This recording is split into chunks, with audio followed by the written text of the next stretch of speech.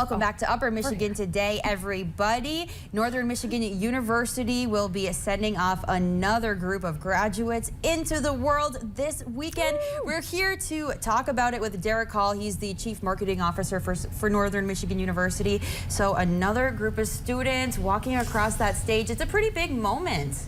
It's an exciting day. We love graduation. We get to have two every year. And to see the students, their excitement, their families, smiles everywhere, it's just amazing.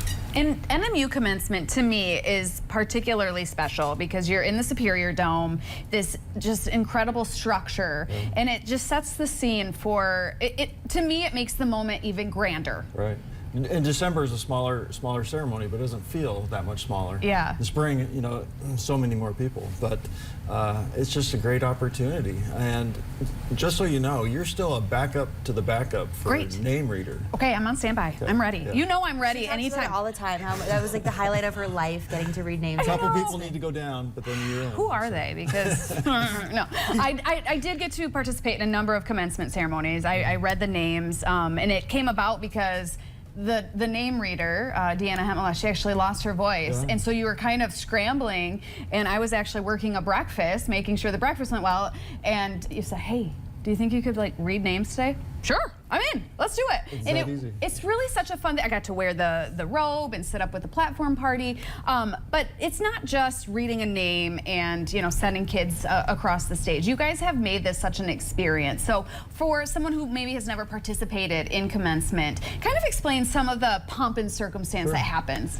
Well, the bagpiper leads the procession, which is really fun. I mean, that's a traditional graduation academic thing. And we have an alum who does that, and he loves doing it. Yeah. We have a mace carrier, our most senior faculty member that's attending gets to carry this special mace. I mean, goes back years and years in tradition. This year, Tim Compton, he's been there 36 years as a professor, so that's pretty cool. And then, it's the students, and the students get to walk through the faculty line. So the faculty line up on both sides, and the students get to walk through. And it's so fun to see, the faculty see the student that they've worked with so much. And, there's hugs happening, there's high fives, all kinds of things happening there. So that's, a real connection moment. And then you get into the ceremony. We honor folks, but, it's when the graduates get to walk across the stage, and you see that joy. They have that diploma cover in hand, and we get that picture. That's just beautiful. Yeah. How many graduates will be walking across the stage? We have a little over 550 graduates graduating this time, and we're expecting about 400 to walk across the stage. Okay, and with that also means it's going to be pretty busy around the Superior Dome and around Marquette in general, with many families coming in. A couple of things to keep in mind about parking, maybe? It starts at 10:30. Usually about 8:15, the first family walks in. Wow. And I always go up to them and say, congratulations, you win the prize. You get to pick any seat you want, and but it's great. Yes, parking, so don't think you can show up at 10:25 and walk right in. Come in a little bit early. The students are there to line up, I think, about 9:30, and so it all fits.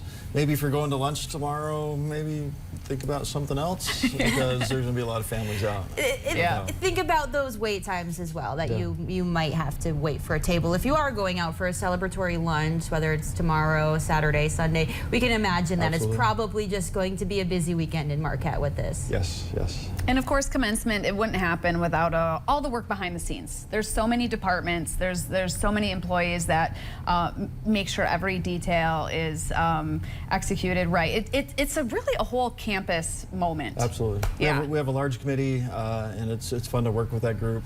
We got it down. There's little tweaks every time. This is Brock Tessman's third or fourth commencement with us, and he likes to, just like, why do we do that? Let's try this, So we do that, and but it's a great ceremony, and it's a great opportunity to honor our students. Yeah. I think one of the exciting parts about the any graduation ceremony is hearing the speakers, because that changes every time, and the speeches are so often so inspiring. How do you go about choosing the commencement speakers? Well, the student speaker, students apply and they basically go through a tryout process, and that's a tradition that we've done for quite a few years. The faculty speaker is relatively new, but the students solicit nominations, and the student government, they come together, and that faculty member is selected, which is really cool. Yeah, that's a great honor. And we do that in December. We usually have a different speaker in the spring. In December, we honor the faculty. I love it. Well, we're going to be talking to both the faculty speaker and the student speaker.